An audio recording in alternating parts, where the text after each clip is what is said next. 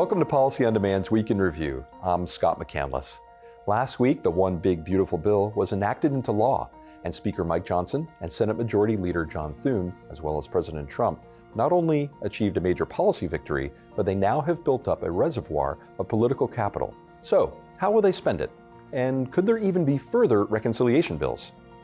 First, though, it's hard to overstate the spectacle of raw political power that we witnessed with the passage and enactment of the One Big Beautiful Bill. It had seemed more likely than not that the bill would eventually pass, but it was not inevitable, and the timeline of completion by July 4th seemed extraordinarily ambitious. But they did it. Congressional Republicans have the ability to execute at least one and potentially two more reconciliation bills over the next 2 years. However, it is unclear whether there are sufficient drivers that would spur such action, the way there was with the One Big Beautiful Bill's goal of preventing a major tax increase next year or fixing the debt ceiling. In the near term, then, the focus will be on implementation issues as Treasury digests the bill and begins issuing guidance for OBBB provisions. Assistant Secretary for Tax Policy Ken Keyes was confirmed by the Senate and now can play a key role in these efforts. President Trump, meanwhile, has turned his attention from tax to trade, and this has been a big week of tariff news. There was set to be a tariff increase on July 9th, but that has been delayed to August 1st.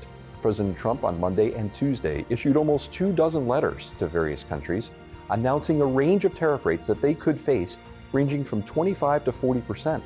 These tariffs, if implemented, would be additive, meaning they could be imposed on top of other current tariffs, such as those on steel and aluminum.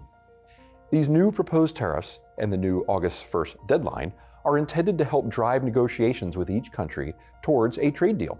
And there have been some trade deals already announced, including with the UK, a partial deal with China, and just last week, a bargain with Vietnam. Reports indicate that many of these trade talks have been nearing completion on deals that could avoid the August 1st new tariffs, but developments will have to conclude quickly.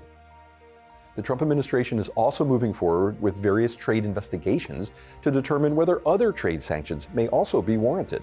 Along those lines, on Thursday, President Trump announced a 50% tariff on copper effective August 1st as part of a national defense-related trade strategy.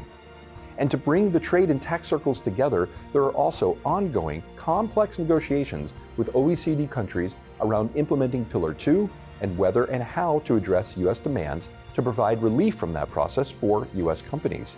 So, while the OBBB is behind us, this week has illustrated just how incredibly busy the coming days will be.